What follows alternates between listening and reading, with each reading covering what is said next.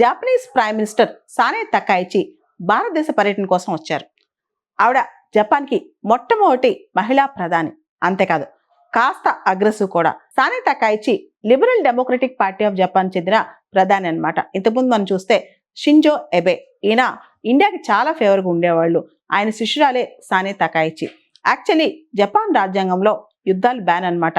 ఎప్పుడైతే రెండో ప్రపంచ యుద్ధం జరిగిందో ఆ తర్వాత నుంచి జపాన్లో యుద్ధాలు ఆపాయాలని చెప్పి ఆ ప్రజల తలంపుతో వాళ్ళ రాజ్యాంగమే మారిపోయింది. అయితే ఇంత పాసిఫిస్ట్ పాలసీ అనేది జపాన్లో తగదని చెప్పి ఈ మధ్య కాలంలో ముఖ్యంగా షింజో ఎబే కాలం నుంచి స్టార్ట్ అయింది. షింజో ఎబే చనిపోయిన తర్వాత కూడా ఆయన శిష్యురాలు సానే తకాయిచి కాస్త అగ్రెసివ్ పాలసీ ఫాలో అవుతున్నారు. మొట్టమొదటిసారిగా ఆవిడ భారతదేశానికి రావటం, అంతేకాదు మొట్టమొదటిసారిగా జపాన్ ఇండియా మధ్య డిఫెన్స్ కోఆపరేషన్ అనేది స్టార్ట్ అవటం కూడా విశేషం అని చెప్పుకోవచ్చు.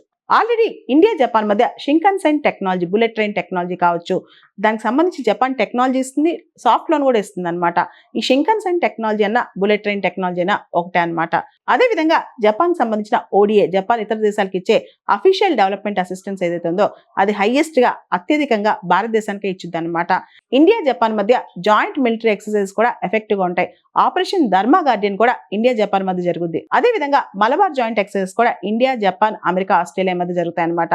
జపాన్ కి సంబంధించిన ఇండో పసిఫిక్ విజన్ ని, మన సాగర్ మహాసాగర్ విజన్ ని కనెక్ట్ చేస్తూ కూడా సానే తకాయిచి మరియు ప్రధానమంత్రి మోడీ గారు చర్చలు జరిపినట్టు తెలుస్తుంది అనమాట. మొత్తానికి ఇండియా జపాన్ కోఆపరేషన్ మాత్రం రాబోయే కాలంలో అద్భుతంగా ఉండబోతుంది. అయితే మన ట్రేడ్ మాత్రం ఇప్పటికి కూడా కేవలం $27 బిలియన్ దగ్గరే ఆగిపోయింది. 2007లో జపాన్ యొక్క అప్పటి ప్రధాని షింజో ఎబే భారతదేశానికి వచ్చినప్పుడు freedom of arc and prosperity అనే కాన్సెప్ట్ ని తీసుకొచ్చారనమాట. ముఖ్యంగా జపాన్ మన నార్త్ ఈస్ట్ లో ఇన్వెస్ట్మెంట్ పెట్టడం, అదేవిధంగా బుల్లెట్ ట్రైన్ టెక్నాలజీకి సపోర్ట్ చేయడం, ఇవన్నీ కూడా జరుగుతున్నాయి అనమాట.